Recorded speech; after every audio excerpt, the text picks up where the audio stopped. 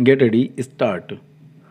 A person convicted for an offense under Section 138 of the Negotiable Instrument Act 1881 shall be punished with imprisonment for a term which may extend to 2 years and with a fine which may extend to twice the amount of the check or with both. Stop.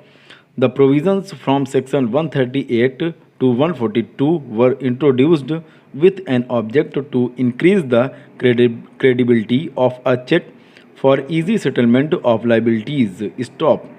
Though the Act is primarily a civil law to ensure smooth functioning of any transaction, penal punishments were added. Stop.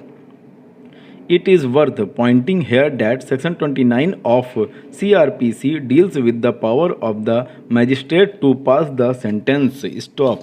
So, for instance, a judicial magistrate of first class would not be able to impose a fine of more than 10,000. Stop.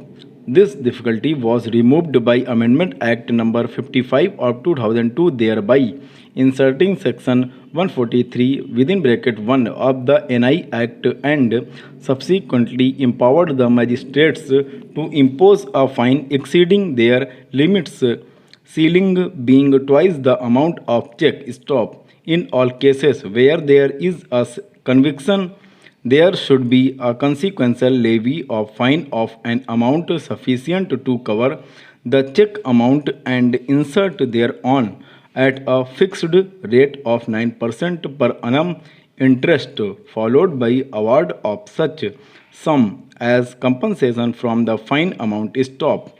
This would lead to uniformity in decisions, avoid multiplicity of proceedings. Stop para. The apparent intention is to ensure that not only the offender is punished but also ensure that the complainant invariably receives the amount of the check by way of compensation under section 357 within bracket 1 within bracket B of the code. Stop. Though a complaint under section 138 of the Act is in regard to criminal liability for the offense of dishonoring the check and not for the recovery of the check amount, which strictly speaking has to be enforced by a civil suit. In practice, one, the criminal complaint is lodged under section 138 of the Act. A civil suit is seldom filed to recover the amount of the check. Stop. This is because of the provision enabling the court to levy a fine linked to the check amount, and the usual direction in such cases is for payment as compensation the check amount as loss incurred by the complainant on account of dishonor of check under section 357 within bracket 1 within bracket B of the code, and the provision for compounding of the offences under section 138 of the Act. Stop. Most of the cases get compounded at one stage or the other by payment of the check amount with or without interest. Stop. Even where the offense is not compounded, the courts tend to direct payment of compensation equal to the check amount by levying a fine commensurate with the check amount. Stop para.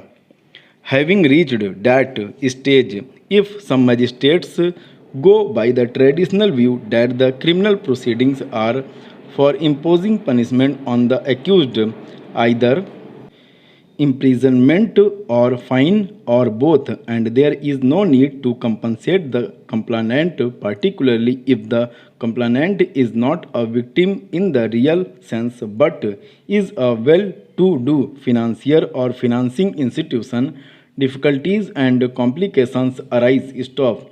In those cases where the discretion to direct payment of compensation is not exercised, it causes considerable difficulty to the complainant, as invariably by the time the criminal case is decided the limitation for filing civil cases would have expired. Stop. We are conscious of the fact that proceedings under section 138 of the Act cannot be treated as civil suits for recovery of the check amount with interest.